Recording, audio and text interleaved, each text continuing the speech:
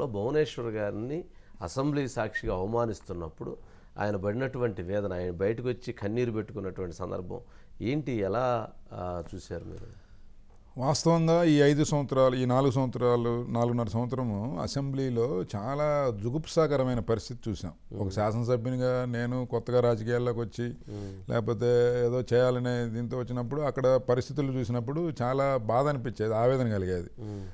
రెండోసారి ఎమ్మెల్యే అయిన నాకే అట్లాంటి పరిస్థితి ఉంటే చంద్రబాబు నాయుడు గారిని చూసిన తర్వాత ఆయన ఓర్పుగా, సహనంతో వాళ్ళు ఎన్ని మాటలు తిట్టినా, అంటే ఈరోజు మొత్తం మీడియా అంతా శాసనసభ జరిగే ప్రతి శాసనసభలో ఉండే అన్నీ కూడా వాళ్ళు కంట్రోల్డ్ డెలివరీ ఉంది.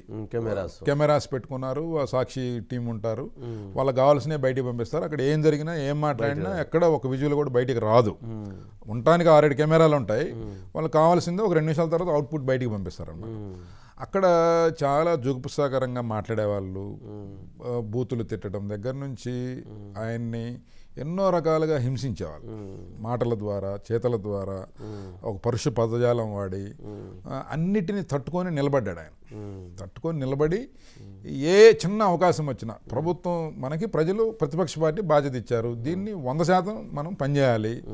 ఆ రోజు మొట్టమొదటిసారిగా ఆయన పోడియం దగ్గరికి వెళ్ళి కింద కూర్చున్నారు, బైఠాయించాడు. ఎందుకు?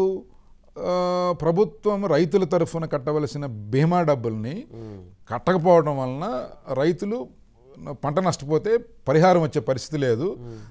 నువ్వు కట్టడానికి 1000 కోట్లు నువ్వు కట్టకుండా తప్పించుకొని తిరుగుతున్నావు, సో రేపొద్దున 10,000 కోట్లు నష్టపోతే రైతులు నష్టపోతారు అని ఆయన తెలుసుకొని ఇమీడియట్గా దాని మీద అక్కడ కింద కూర్చుంటే, కానీ అదే రోజు జీవో ఇచ్చి ఆ 1000 కోట్లు కట్టింది ప్రభుత్వం. అంటే ఒక నిబద్ధత కలిగిన రాజకీయ నాయకుడు నిత్యం ఫైటింగ్లో ఉండేవాడు. అది మింగుడు పడలేదు. మింగుడు పడకుండా ఆయన మానసికంగా దెబ్బతీయాలి, స్థైర్యాన్ని దెబ్బతీయాలని రకరకాలుగా అన్ని ప్రయత్నాలు చేశారు, వాటన్నిటికీ లొంగలేదు. ఇలాంటి సమయంలో ఆయన ఇంకా బాధ పెట్టాలని కుటుంబ సభ్యుల్ని తీసుకొచ్చి ఒక కుట్ర పన్ని ఆ రకంగా ఆయన్ని బాధ పెట్టారు. సో ఆయన కూడా ఓకే, నా తరఫున మీరు అందరూ ఉండండి, కానీ వీళ్ళకి నేను బుద్ధి తెచ్చే వరకు ప్రజాక్షేత్రంలో సంగతి చూస్తాను. ఇట్లాంటిది కరెక్ట్ కాదు, ఎవరికైనా రాజకీయాలు జరగకూడదు, ఇట్లాంటి పరిస్థితి రాకూడదు. దీన్ని మార్చి మళ్ళీ గౌరవ సభగా మార్చి మళ్ళీ నేను. ఎవరు ఎక్కువగా ఆ రోజు అంత దుందుడిగా వ్యవహరించింది, ఎవరు అలాంటి పదజాలను వాడింది? ఉన్నారండి, వాళ్ళు ఒక్కొక్క పనికి ఒక్కొక్కరిని వాడతారు వాళ్ళ పార్టీలో. రకరకాల వ్యక్తుల్ని ఎంగేజ్ చేసి ఆ రకంగా. దేనికి టీమ్స్ ఉంటారా? టీం ఉంటారు. చాలాసార్లు భౌతిక దాడికి కూడా వాళ్ళు తెగబడ్డారు. మేమందరం ఒక రక్షణ వ్యవస్థలాగా ఉండి ఆయన కాపాడుకున్నాం, లేకపోతే మా మీదకి చాలా సందర్భాల్లో మీదకి రావడం జరిగింది. అది ఒక ప్రజా సమస్యల మీద మాట్లాడి విధానపరమైన నిర్ణయం తీసుకునే వేదికగా అసెంబ్లీని 5 సంవత్సరాలు లేదు.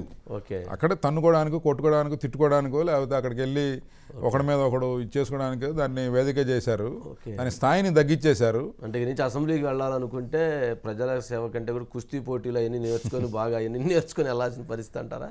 అట్లాంటి పరిస్థితే ఉంది వాస్తవంగా. అలా తయారైంది. ప్రజా సమస్యల కంటే ఈ ఫైటింగ్లకి ఎక్కువ. అంటే దెబ్బ పడిద్దని భావించారా? మీ మీద దెబ్బ పడేటువంటి పరిస్థితులు వచ్చినాయా? మీ చుట్టూ మీ టీం ఉన్నారు కదా అందరూ? ఖచ్చితంగా అండి. మా సహచర దాదాపు 17-18 మంది మా వాళ్ళు